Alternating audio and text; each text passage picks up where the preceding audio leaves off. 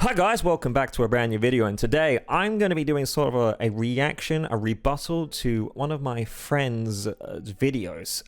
Recently, kingbullet posted a video about Kick and why he thinks it's going to die fairly soon. And after watching that video, very good video, please go check it out in the links description. Also, go check out King while you're there. Also, if you're new to the channel, hi. I'm basically going to be defending Kick right here, but mainly I'm going to be talking through some of his points where I think he may have made some mistakes. I've done a little bit of research while making this video, all in one night, so please give me a like and a follow, and then please go give him a like and a follow. Go watch his video first. It's 45 minutes long. I'm not going to be cutting into this video into his video into my video, because he sort of goes into a flow and it's not structured. So there's points where he's talking about one thing and then he goes off on a tangent about another thing and then goes back to the thing he was originally talking about. So in order to keep it more concise and consistent, I'm going to be summarizing his point and then rebuttaling it. So if I do get it wrong, I apologize, but go check out his video and please don't send him any hate. If you're a big fan of Kick, please. It's just we're having a civil conversation about a platform that, you know, I don't really have a stake in. But, you know, it's always good to have, like, competition. Anyway, with that being said, let's get into the video. We're going to start off with the background. Now, he talks about what he believes is the origins of Kick.com, which it's sort of right. Basically, Kick became about because Twitch banned crypto sites, crypto gambling sites like stake.com, which is the owner of Kick. I believe he was referring to Trainwrecks as the streamer that the site got banned and he was streaming it. Now, Trainwrecks was paid by Stake to obviously stream on Stake. Trainwrecks doesn't own Kick, he's more of a consultant, so they go to him and be like, hey, how do we improve this platform? He has, you know, technically become the face of Kick, and I guess everybody now, because they're streaming with Kick, he owns Kick. That's not really the case. He said he doesn't own any of it. He's just a consultant. You know, he's the one that go, hey, how do we make this better? How should we go about this? What policies should we enforce? And he's the one who was like pushing for the 95-5 split, which we'll cover later. But he doesn't own Kick. He is just a consultant. So clear that up. I'm going to be breaking this up into 4 parts with a conclusion at the end. The first part is going to cover growth on the platform, followed by monetization on the platform, then moderation, and finally we're ending with everyone's favorite, DMCA. So let's begin. Growth. Now, King points out that no way to grow just by streaming on the platform. He streamed there for a couple of days and didn't really see any growth, but he streams on YouTube and played the same video game, and he saw some views on YouTube but nothing on Kick. So to that end, Kick and Twitch have no real growth options. I am a firm believer of growing a stream by creating shorts or medium form contents on sites like Twitter, TikTok and YouTube. So basically growing an audience outside of Twitch and Kick. The only way to gain a viewer on Twitch and Kick is for them to want to watch a category you're streaming and then click your stream, which comes with its own problems. For example, if you're in a category where a lot of people are streaming, you're probably pushed down to the bottom. But if you're in a category where you're higher up on it, it probably means nobody's watching that content. Now, of course, you can always go with like, well, what about raids and stuff? And that's true. But then again, the person who's raiding you is going to have to find your stream by the same way of going into these categories and going, okay, I want to watch streams, raid someone in this category, and then have to find your stream. Which is why I say, you know, create content off platform. Now, he was also talking about how YouTube streams, he was like gaining some viewers and growing, and that's because YouTube is very different. It's a different algorithm. By playing the same game like he was doing and making content around that game, YouTube notices, hey, someone just watched your video on this game and now you're live streaming this game. Let me promote this live stream to you. Which is why it's a good idea to kind of like focus on a niche, and that's why YouTube is probably promoting it. It has algorithms and, you know, video tags and stuff to help work out what video it should promote to your audience. Whereas Kick and Twitch don't really have that. That's why if you just sit there for 4 hours on Kick for a month and expect people to come in, you're going to be disappointed. Honestly, if you went over to Kick thinking, that's it, I'm on this platform, I'm suddenly going to blow up and get big. No, you're still going to have to grow off-site and bring it on here. I'll bring them onto the site.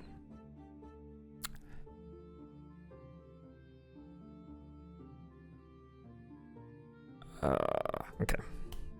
He also mentions that there's a lot of Twitter profiles that are out there talking about helping streamers grow, and it's essentially follower for follower, and let's not help people gain an audience.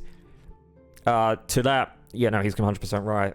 All these follow for follows, let's all follow each other, let's all help get to affiliate. As somebody saw the fall of Mixer, and every Mixer streamer suddenly do the same thing when they was coming over to Twitch, and they all get affiliate.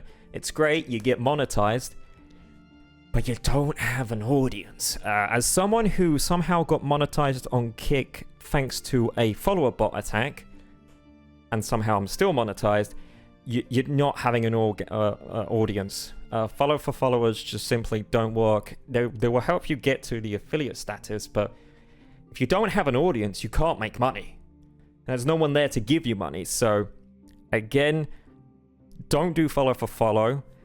Create content outside of the platform to promote the stream. For example, make a video on it, rebutting someone else's video on it, and then ask that person to go check out your Kick stream. Kick.com/saltyjarvis. Please give me a follow. For the love of God, please give me a follow.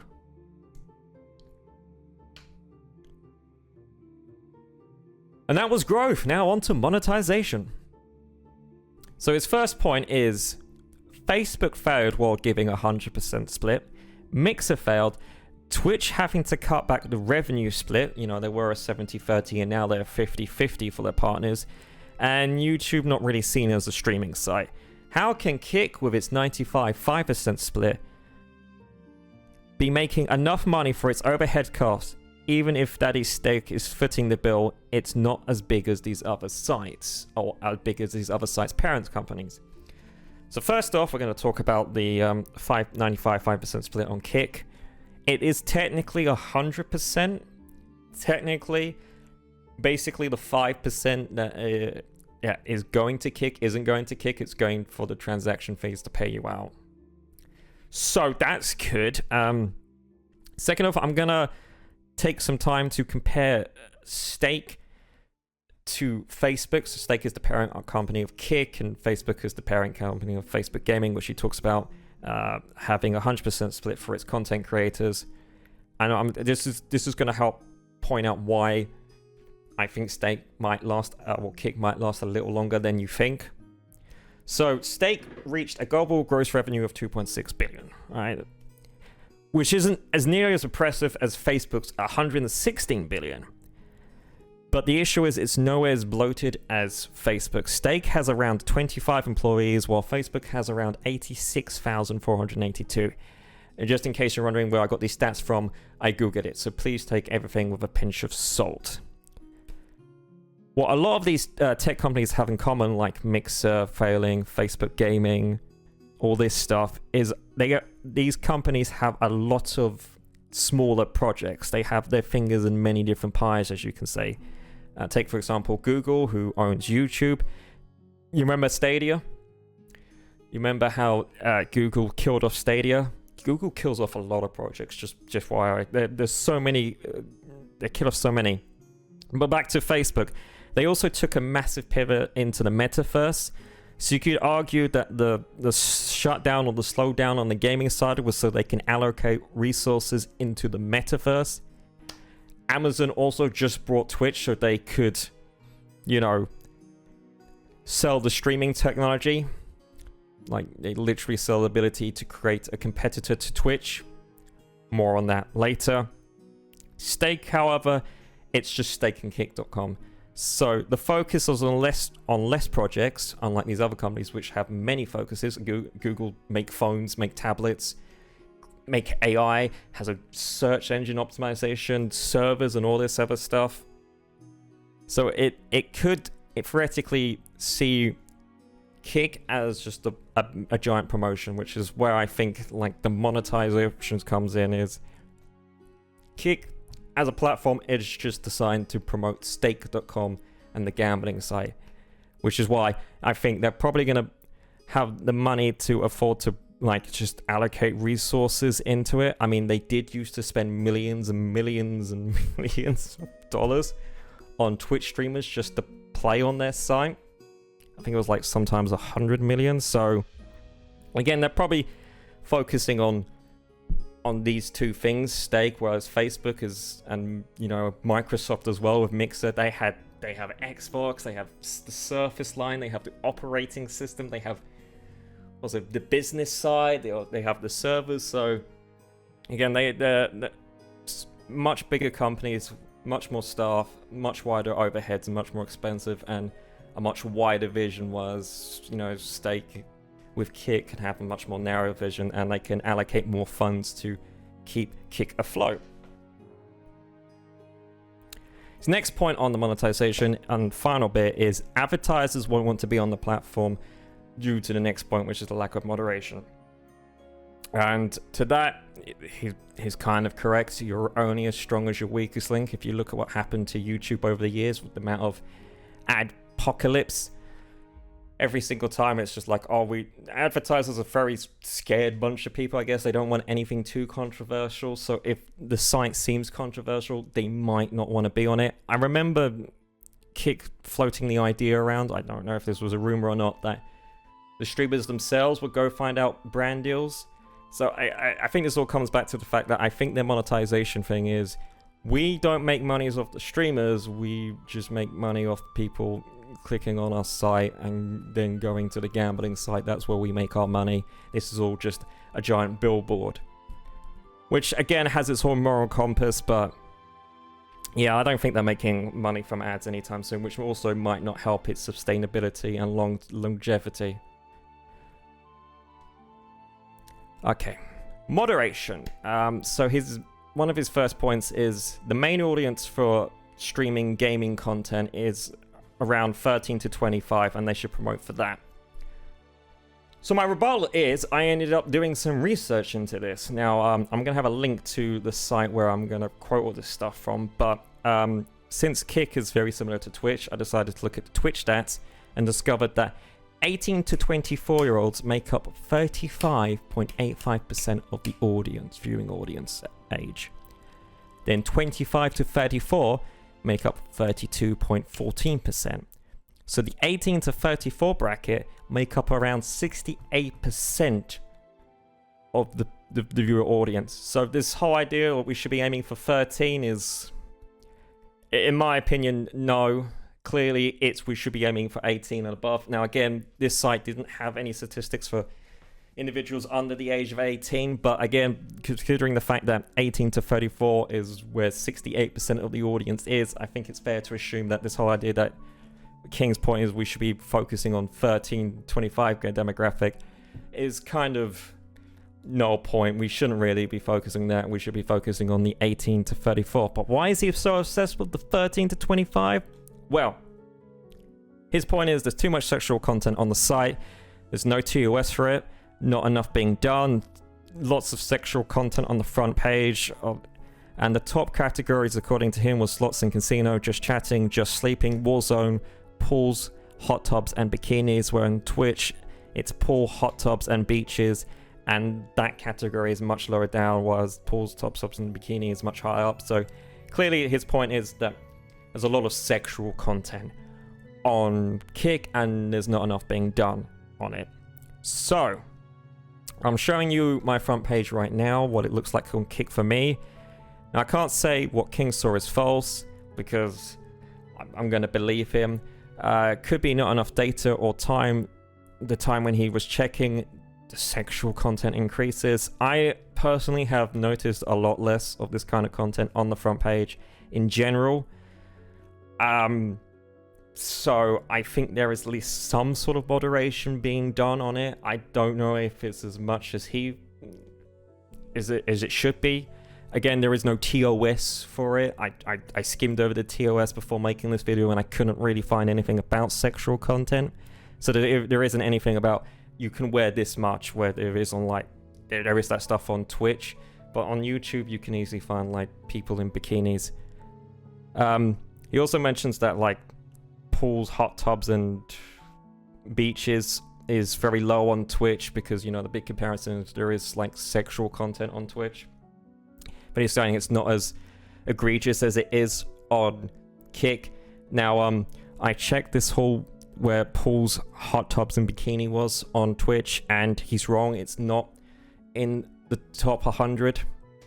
It's in fact 155, so it's much lower down than he thinks. But if you check the ASMR category, which is in the top 20, well, it is the 27th top category on Twitch, you can find some definitely sexual content there, which individuals, and he admits there are individuals on that site that may be breaking TOS. They are definitely pushing boundaries, but you can find this sort of content on YouTube and TikTok and, God's sake, even Twitter. So again, it's sort of like as the site grows and grows, it becomes harder and harder to moderate. But he is right that there is no TOS for this sort of thing, but I do see less and less sexual content on the front page. His point, because of this, it will become an adult site, and who wants to stream there? They go for adult site for porn, not for COD, or for gaming. So my point back is, while I do think they're limiting the amount of sexual content that is exposed, well, I do think they are limiting the amount that is exposed, and sites like Twitter have far more, let's say, adult content on it. I don't think it will become a porn site at this rate, because if Twitter's not, then clearly Kick won't be. Also, you'll be surprised if people want to go to the hub to watch their streamers. Also, you'd be surprised. You know, you can watch one person unload to another person, and then watch someone else unload it onto someone else in COD. So his next point is, because of all this sexual content, that Kick is going to receive some kind of pushback or lawsuit or cancel culture. So what happened with Twitch was there was a massive pushback, and eventually they created a separate category, which was like the pools, hot tubs, and beaches. And then they updated the TOS. So I guess if there is a massive pushback from the community on Kick, they're probably going to do the same and just update the TOS from what you can and cannot wear. I also looked into a lawsuit that happened to Twitch about all this sexual content, and I found one where someone's suing Twitch because they became addicted to porn. Now, this individual has a history of these sorts of frivolous lawsuits, so it didn't really go anywhere. But King also mentions that the fact that because, you know, Twitch has Amazon, they have better lawyers, and Kick isn't as big, but like I said at the beginning, in the monetization bit, Kick is also owned by Stream Stake, and they are a billion-dollar company, so, you know, they might have some money and resources behind them for these types of lawsuits. Next up, he talks about how a 50-year-old streamer, possibly 13, possibly 15, is streaming, and on the recommended, he's next to someone with their sugar daddy, and how wrong it is. So my rebuttal is, I had a Minecraft tutorial on TikTok. I watched it. Want to know what TikTok recommended me after watching it? Ladies in leather. It isn't just Kick. There are other sites that are also suffering this kind of problem. And again, as the moderation hopefully gets better, this will become a less of... I didn't see anything like this. But, you know, again, his main point was, like, they should be focusing on a much younger demographic, where I believe, and the the analysis I have done and statistics I've done from Twitch is, no, the actual age of the audience is much older than he thinks. His final point on this whole moderation thing, and it's a very fair point, is there is no report stream button on Kick. You have to email. The same email that is meant to deal with support issues. This takes away resources from support team, and YouTube and Twitch both have an easy report system. Yeah, no, he's right. Kick, you need to get a report button. You shouldn't be having your support team have to deal with also dealing with these streams that are apparently breaking TOS, or maybe breaking copyright as well, or whatever. Just have an easy way. Again, on YouTube and Kick, on YouTube and Twitch, I should say, there's an easy button. You just click it and it says report live stream or report something. Easy, done. Get this fixed. Get this fixed. He's completely right. You need to get this fixed. And finally, everyone's favorite, DMCA. Great. So his point is, streamers think they can play copyrighted material, and he mentions how ruthless the music industry is. Yeah, I can't really argue with that. Some people are just dumb and they don't understand that they can't play copyrighted material. It's just because the site doesn't have a great way of enforcing it doesn't mean you can get away with it. It was like this all the way back on Twitch, where people were singing copyrighted stuff, playing copyrighted stuff, and everyone was like, this is fine, and all of a sudden copyright holders came down on them. Also, talking about the music industry, it's not ruthless. They are beyond our human comprehension. They will eat their own if they can make a few more cents. So there's this whole thing with the music industry where you can break copyright without intent. That means if you made a song, right, and publish it, then I made a song afterwards that sounds fairly similar to your song, you can still copyright claim on my song. Even if I go, I've never heard that song before in my life, it'd be like, it doesn't matter. It's copyright without intent. So, why would anyone want to join the music industry after that? Jesus. So his next point is, Kick has no DMCA protection. Facebook has the system where it just deletes streams. Twitch has a strike system, and YouTube has its own very complicated and possibly broken, but has to be their copyright system. And his point is, Kick has nothing.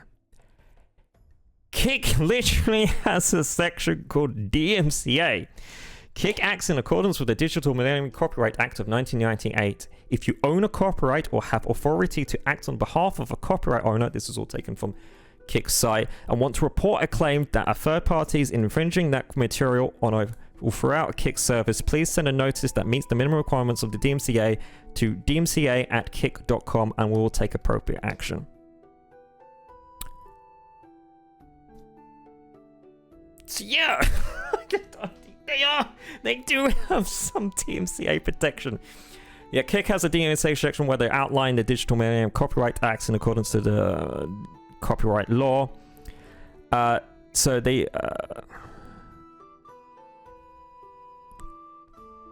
provide a way for a copyright holder to contact them so they can remove the infringement in question. Also, under the I had to research copyright law. Why did you do this to me, King? Under the first of the three main updates of the DMCA, establishing protections for online service providers in certain situations if their user engaged in copyright infringement, including by creating the notice takedown system, which allows copyright owners to inform the service provider about infringement material so it can take it down. What I basically just said is, as long as the site has a way of going, hey, contact us and we can take down this infringement, the DMCA is not going to like shut down the whole site. As long as they're proving that they're doing a substantial amount to give copyright holders a way to take down infringing copyright, they're, I guess, semi not liable for this. It's kind of like, hey, hands are off. YouTube is a perfect example of this. They go, how hands are off. Here's a system in place for you to say, hey, we own this copyright, they're infringing on our copyright, take it down. Now, whether just having an email address is enough, probably not really, considering what Facebook and Kick have, but the fact that he's going, it doesn't have anything, I'm sorry, it's a lie. They do have something. They have an email address. Maybe as they get bigger, they're definitely going to need some more systems in place, but they have something. Next point he makes is Kick streamers own their content. So on Kick, they literally say, you own your content, which means that which means basically his fear is that Kick will pass all the blame on to the owner, and you have to deal with all the legal stuff. So owning your content is a good thing, as he mentions in the video that you are allowed to post it elsewhere, which is good. But this may shock you, but YouTube is exactly the same. They will pass everything on to you, right? So the way YouTube system's copyright system works is a company or a third party on behalf of a person can go, hey, this video or live stream is infringing on our copyright. Take it down or split the revenue. YouTube then goes, hey, this person is claiming copyright on your behalf. You can counteract it if you believe you own the copyright. YouTube says, we don't, this is all on you. Sometimes they will step in and go, we think this is a false claim, and they will handle it themselves. Most of the time, they take a hands-off approach and go, hey, you got to deal with this. So either you take the copyright down, or if you go, hey, no, I own this is fine, then it becomes a legal action, and then the person can see you. This has happened on YouTube before. H3 went through this ages ago. So the whole fact that he's like, oh yeah, this could pass on to you as a streamer. No, this is very standard. YouTube system is exactly the same. YouTube has a hands-off approach. They can't give legal advice. If you go, hey, no, I actually own this copyright, it becomes like a legal battle, and YouTube just basically holds the money. All YouTube really does is just give people the tools to just quickly claim stuff, and then holds the money separately. And once the claim is resolved, they either give it to the copyright holder, or the claimant, or the defendant, or the content creator. So, in conclusion, it basically says that there isn't much hope long term for the platform. Then he goes on to say how it's identical to Twitch. So he thought, well, Twitch might sue Kick because they're basically the same thing, until he figured out that, hey, wait, no, Kick uses Amazon Web Servers. He says he discovered it. Back in December of 2022, when Kick first launched, I made a video about a week and a half into its life cycle, and I even said in that video, oh, hey, Kick uses Amazon Web Servers to host the streaming service. They literally using the technology behind Twitch to create a competitor to Twitch. But this guy just blanked it out, I guess. So, me. But he mentions how Amazon can probably charge more for Kick to run the service, and possibly price them out so they're no longer a competition to Twitch. And that is a possibility, but I think Amazon doesn't want to really do this because it's just pure revenue. Unlike Twitch, where they have to probably report their Twitch's earnings to their shareholders, they don't really care how well or good, Kick's doing, as long as they're getting money for them. So while it is a possibility, I don't think they're going to suddenly just price them out. They're going to want the revenue flow because it is just a revenue flow. So while King's video is more doom and gloom, he definitely has some valid points about there being no TOS, there being no good report button. But again, he does go over the top with the whole fact that the DMCA, there is no protection when there is some protection. Also, the audience is older than 18. I'm sorry, they're not a bunch of 13-year-olds. They need to focus on 18-year-olds have disposable income, King. They have disposable income. Okay? Anyway, thanks for watching. I think Kick is probably going to be around for a few years, but listen, never put all your eggs in one basket, okay? Never. Ever. Because you don't know what's going to happen. We all saw Mixer and thought that's got a few years, and then within 6 months it shut down. Goodbye. Morse. Marvelous. Together on the track. Let's go. Red sus, red sus. Red sus, red sus. Red sus, red sus. Red sus, sus. Red sus, red sus. Red sus, red sus. red sus, red sus, red sus us.